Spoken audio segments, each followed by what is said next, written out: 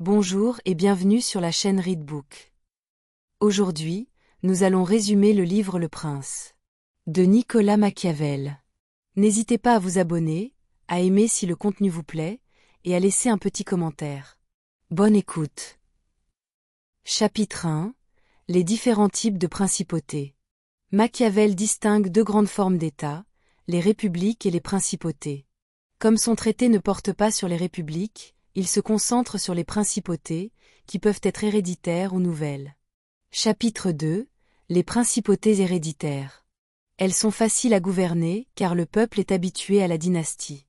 Le prince doit conserver les lois et traditions, éviter les bouleversements, et il sera rarement contesté. Chapitre 3. Les principautés nouvelles. Elles sont plus instables.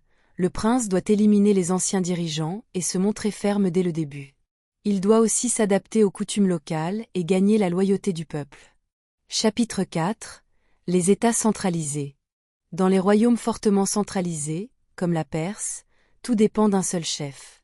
Ils sont difficiles à conquérir, mais une fois soumis, ils sont plus faciles à contrôler car la résistance se désorganise vite. Chapitre 5. Les villes ou provinces libres avant la conquête. Les cités qui ont connu la liberté sont les plus difficiles à dominer. Pour les garder, il faut soit les détruire totalement, soit y résider, soit maintenir leurs institutions, mais en les contrôlant étroitement. La destruction reste la solution la plus sûre. Chapitre 6. Les principautés acquises par ses propres armes et sa vertu.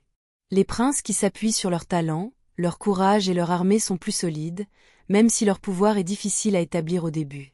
Machiavel cite des fondateurs comme Moïse ou Romulus. Chapitre 7. Les principautés acquises grâce à la fortune et aux armes d'autrui. Quand un prince doit son pouvoir au hasard ou au soutien d'un autre, il est faible. Sa réussite dépend d'événements extérieurs qu'il ne maîtrise pas, et il risque de tout perdre. Chapitre 8. Ceux qui s'élèvent par le crime. Certains accèdent au pouvoir par la cruauté et la trahison.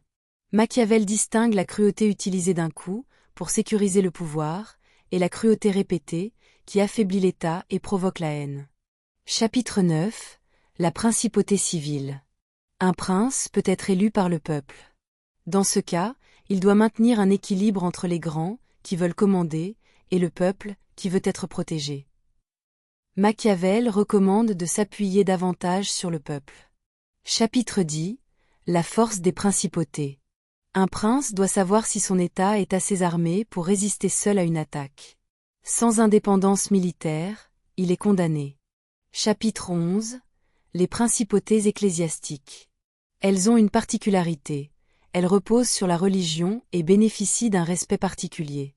Elles sont stables, même si les papes ont souvent renforcé leur pouvoir par la guerre et la politique. Chapitres 12 à 14. Les forces militaires. Machiavel critique les armées mercenaires et étrangères, qu'il considère dangereuses et infidèles. Le prince doit absolument avoir ses propres troupes. Toute puissance repose d'abord sur la force militaire. Chapitre 15. Ce qui fait gagner l'estime. Le prince doit être jugé non pas sur ce qu'il devrait être, mais sur ce qu'il est réellement et sur son efficacité. Machiavel rejette les idéaux moraux au profit du réalisme. Chapitre 16. La libéralité et l'avarice. Un prince trop généreux ruinera son État et finira par être haï. Il vaut mieux paraître avare, mais savoir dépenser au bon moment, surtout pour la guerre. Chapitre 17. La cruauté et la clémence, et s'il vaut mieux être aimé ou craint. Il est préférable d'être craint qu'aimé, car la crainte assure l'obéissance. Mais il faut éviter d'être haï, car la haine provoque les révoltes. Chapitre 18. Comment les princes doivent tenir leurs paroles. Un prince ne doit pas toujours respecter ses promesses, si cela met en danger son pouvoir. Il doit être à la fois renard, rusé, et lion fort. Les apparences de vertu comptent plus que la vérité. Chapitre 19. Comment éviter le mépris et la haine. Le prince doit éviter d'être perçu comme faible ou cruel. S'il reste respecté par son peuple et son armée, il est à l'abri des conspirations. Chapitre 20. Les forteresses et autres moyens de défense. Les forteresses ne suffisent pas si le peuple est hostile. La meilleure défense d'un prince est l'appui de ses sujets. Chapitre 21. Comment gagner la gloire. Le prince doit se montrer audacieux, prendre parti clairement dans les conflits et réaliser de grandes actions pour être admiré. Chapitre 22. Le choix des conseillers. Un prince sage choisit de bons conseillers, mais garde toujours la décision finale. La qualité des conseillers reflète la qualité du prince. Chapitre 23. Comment fuir les flatteurs. Le danger des flatteurs est grand. Le prince doit écouter plusieurs avis, mais conserver son indépendance de jugement. Chapitre 24.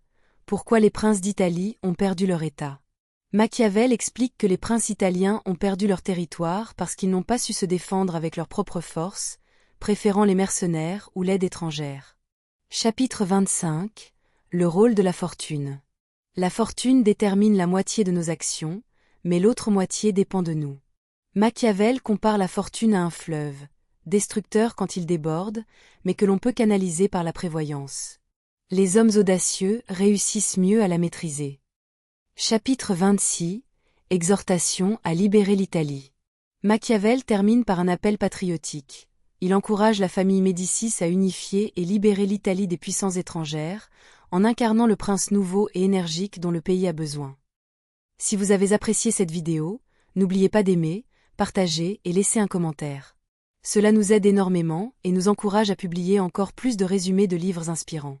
Merci pour votre soutien et à très bientôt sur Readbook.